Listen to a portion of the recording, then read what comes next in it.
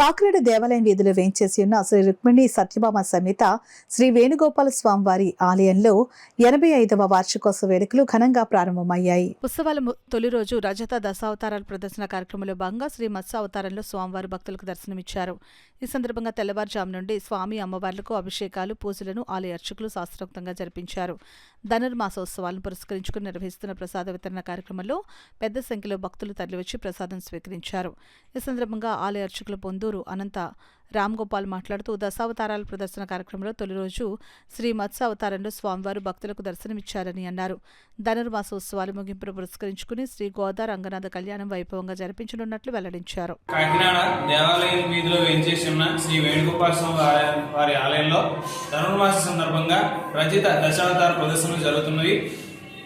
278 సంవత్సరాల చరిత్ర కలిగినటువంటి దేవాలయంలో 85వ వార్షికోత్సవంగా ఈ రజిత దశావతారాల ప్రదర్శన జరుగుతోంది. ఇవాళ మొదటి రోజు దశావతారాలలో మత్స్యావతారం ప్రదర్శించబడుతోంది.